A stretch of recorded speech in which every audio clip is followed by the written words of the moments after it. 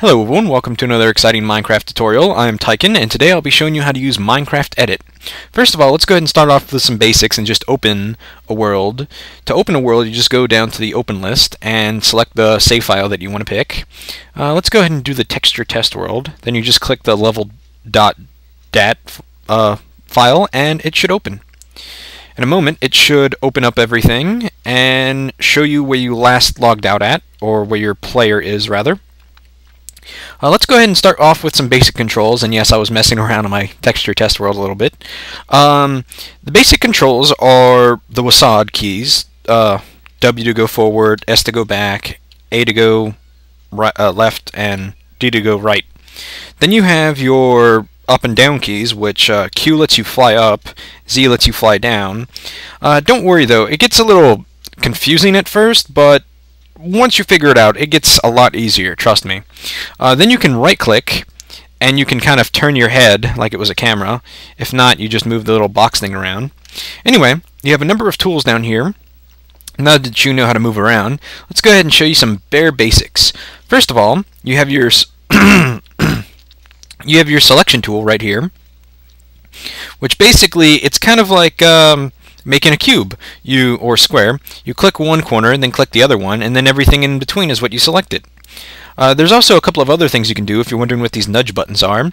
They let you kind of move it around, like just say you want to move it a little bit left because you did a little too wide. You can move that left, move it back, move it forward, move it that way.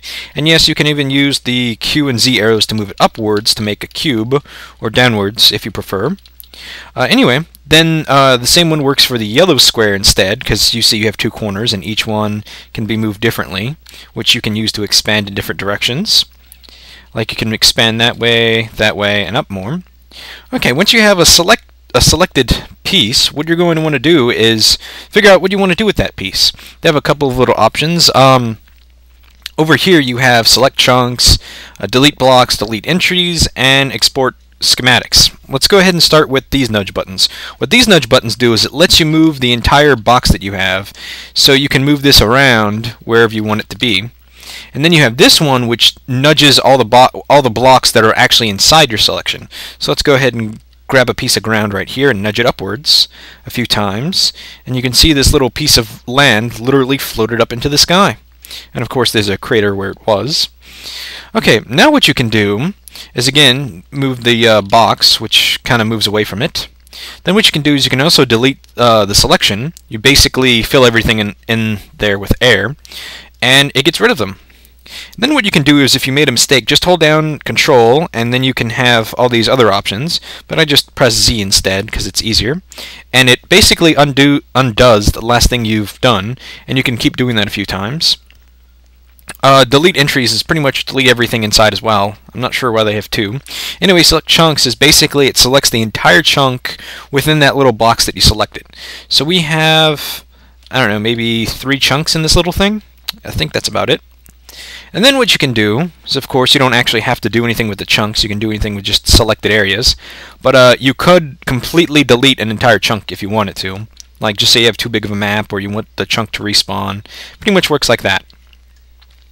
Then what we have, let's go ahead and take this piece of ground.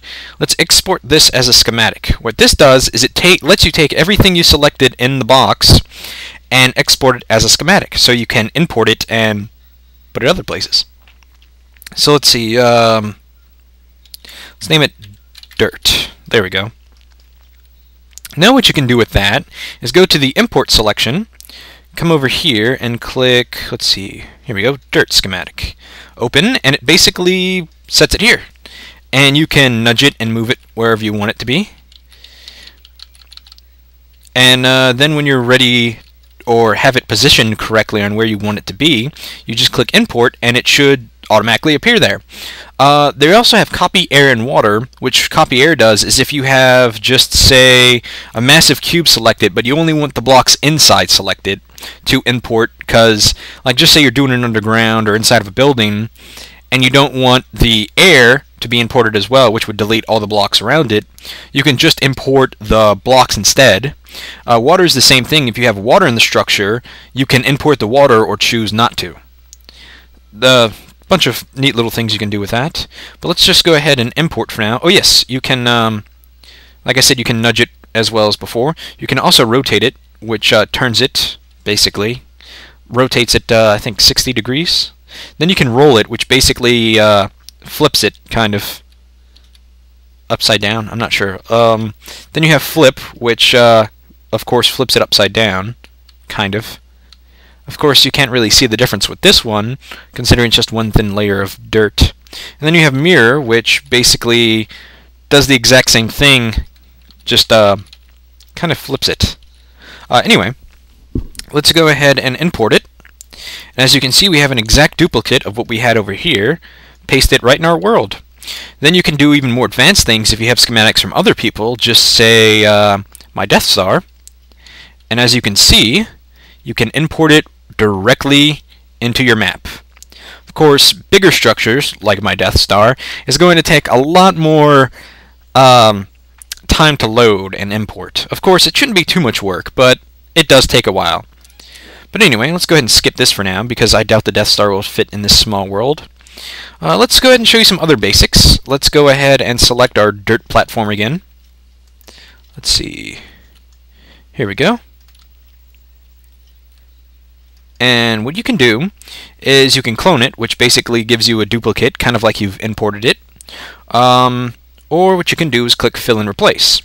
What this does is it fills up everything within a selected area with another type of block, such as, like, just say you want all of this to be gold blocks. Here you go, blocks of gold. Fill. It turns all of that into pure gold blocks. Yes, you can use this for cheating, but you shouldn't really have to.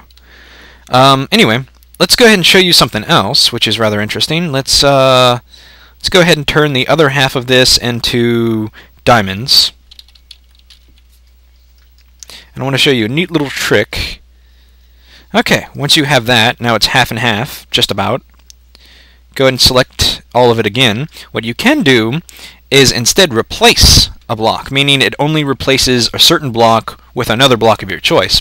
Just say you don't want the diamonds and you want it to be, I don't know, stone blocks instead. Even though we have this entire thing selected, it should only replace the diamond with the selected block.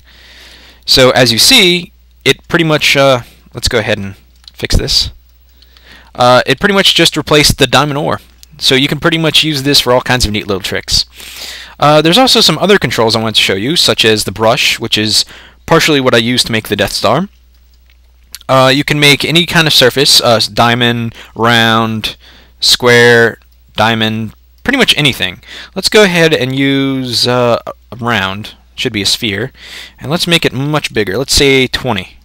As you can see, you have a giant sphere now, and of course you can select any material you want it out of, like wooden planks instead. And it pretty much works exactly like that. And then what you can do is, let's see what else. We already covered importing, we already filtering, I have no idea what that does, so let's skip that. Clone, brushes, Oh yes, you can also move your player, which is basically where your character is. You can move him pretty much anywhere, like I could move him on top of this platform if I wanted to. And you can also use this to move your spawn point. So whenever you die, you should move to wherever that spawn point is. Anyway, I think this is about it for the basics. I'll get into more advanced techniques eventually, and I hope you all enjoyed this video, and I'll see you guys next time.